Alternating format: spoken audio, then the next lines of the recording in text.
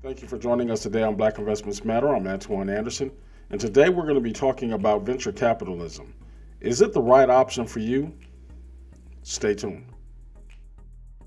What is venture capitalism? Venture capitalism is a method of raising funds for your startup or small business by seeking out investment opportunities from private funds, private investors, investment firms.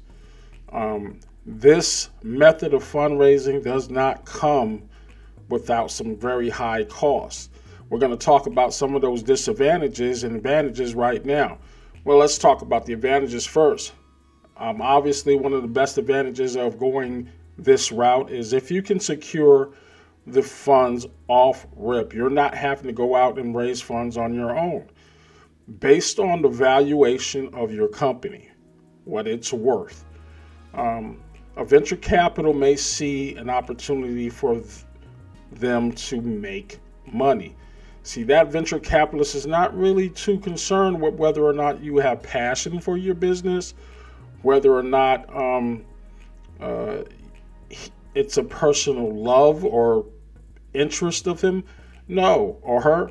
No, it is about making money for a venture capitalist. That's what the name implies, capitalism. Your success is what they're banking on. And with that, there's a potential to earn a return.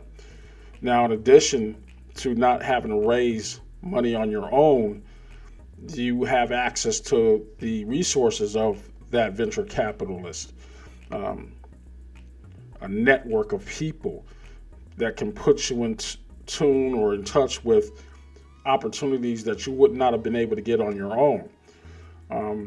You might also have a way to grow your business through the different opportunities that these venture capitalists combine can contribute to your growth. And finally, the advantage of having a larger footprint by partnering with a venture capitalist. That is something that you really can't measure in dollars or cents. But obviously there are some disadvantages, and that the main disadvantage of venture capitalism is the high cost of that money. The money is based off of risk.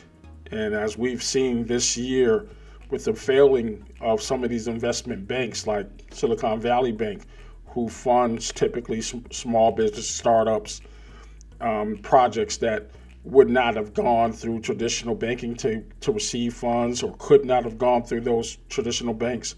It's the risk involved that provides the way for venture capitalists to charge 25, 30% in interest on that loan, or those funds.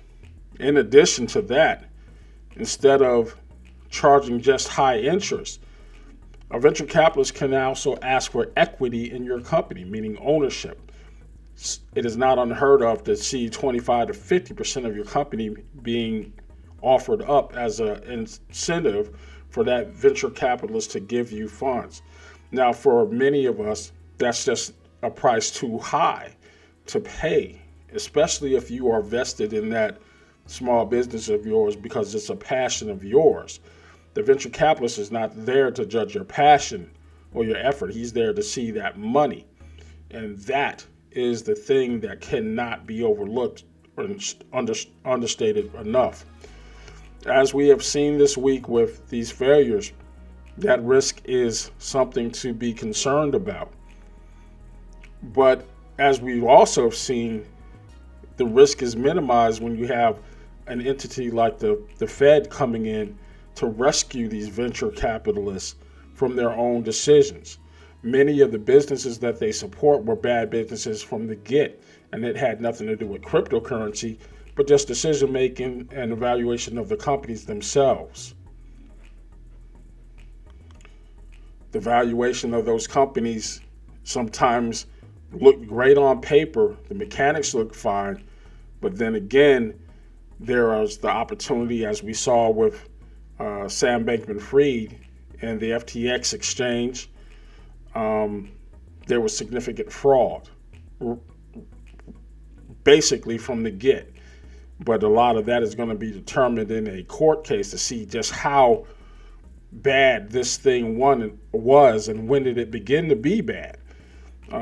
You have to be particularly concerned if you're a small business and you go this route to raise funds.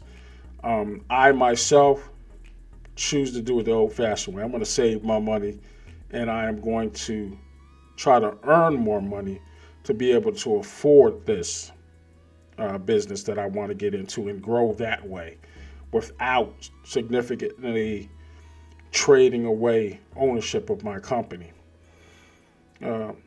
Let me know what you think. Leave your comments on the bottom of the recording here and tell me, is this something that you would feel comfortable doing in your own small business? I'll talk to you soon.